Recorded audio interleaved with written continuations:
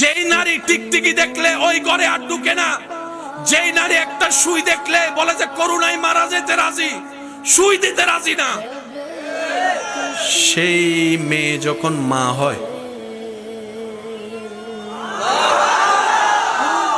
যারা সন্তানের বাপ হয়েছেন, সিজারে যাদের সন্তান হয়েছে আপনারা বুঝবেন, পেট কেটে ফেলে পেট। আমি যদি আপনাদেরকে একটু বুঝাতে পারতাম, শুনেন, বমি হওয়া এক রকমের শান্তি, বমি হচ্ছে না শুধু বমির বাপ, মেজাজও ধরে মনও ধরে। ভালোবাসার মানুষ আইসা যদি বলে আই লাভ ইউ, কয় আই হেট ইউ, কারণ তখন আই লাভ ইউর উত্তর দেওয়ার মতো মন মানসিকতা ইচ্ছা। এবার আমি বলতে থাকবো, আপনারা একটু বলবেন কষ্টটা কেমন, চিন্তা করবেন। বমি হচ্ছে না, বমির ভাব, বারবার ভাব। ভালো খাবার ঘ্রাণ আসলেই বমি বমি লাগে, মাথা চক্কর দেয়, বসতে পারে না, শুইতে পারে না, উঠতে পারে না। আমার মা যখন আমি পেটে আসছি, আপনি যখন পেটে গেছেন, আপনার মার অবস্থা, আপনার মার অবস্থা, একটু সুবহানাল্লাহ বলতে থাকি না। মার অবস্থা, শুইতে পারে না, বসতে পারে না, দাঁড়াতে পারে না, খাইতে পারে না, গ্রান নিতে পারে না। আবার এদিকে সংসারে সব রান্নার কাজ করা লাগছে, কাপড় ধোয়া লাগছে, ঘর মোছা লাগতেছে, পরিষ্কার পরিচ্ছন্ন সব কাজ করা লাগতেছে। কিন্তু আমার মা কখনো আমাকে নিয়ে বিরক্ত হয় নাই, আপনার মা আপনাকে নিয়ে কখনো বিরক্ত বোধ দেখায় নাই, বিরক্ত বোধ দেখায় নাই।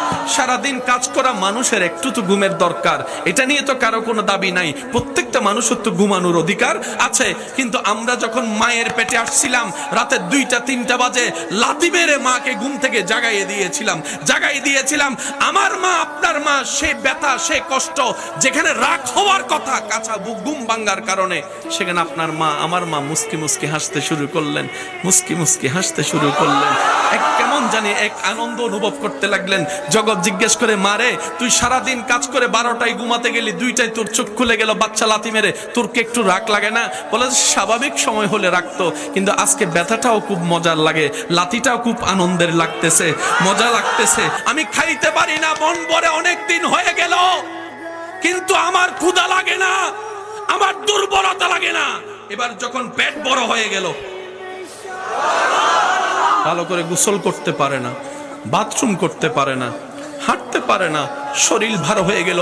এর উপরে আবার সংসারের কাজ করা লাগতেছে আমাদের মাদের। কিন্তু মা কখনো বিরক্ত হয় নাই, মা কখনো বিরক্ত হয় নাই। প্রত্যেকটা ব্যথা যেন আনন্দের হয়ে গেল, প্রত্যেকটা কষ্ট যেন সুখের হয়ে গেল। আপনার আমার মা এইরকম কষ্ট সইতে সইতে, এবার মার পেইন ব্যথা যখন উঠলো, হসপিটালে নিয়ে গেল। ডাক্তার চেক আপ করে বলে, না না, এখানে তো বড় ক্রিটিক্যাল সিচুয়েশন দাঁড়িয়েছে। বলে, জিজ্ঞেস করে কি? বলে যে হয়তো মাকে বাঁচানো যাবে, না হয় সন্তানকে বাঁচানো যাবে, দুইজনের একজনকে বাঁচানো যাবে, দুইজনকে একসাথে বাঁচানো যাবে না। স্বামী বলে আমার বউকে বাঁচাও, মা বাবা বলে আমার মেয়েকে বাঁচাও, শ্বশুর শাশুড়ি বলে আমার ছেলের বউকে বাঁচাও, জগৎ বলে মাকে বাঁচাও, মাকে বাঁচাও, মাকে বাঁচাও। কারণ মা থাকলে তো সন্তান আরো আসবে, সন্তান আরো আসবে, সন্তান আরো আসবে, মাকে বাঁচাও। সবাই বলে মাকে বাঁচাও।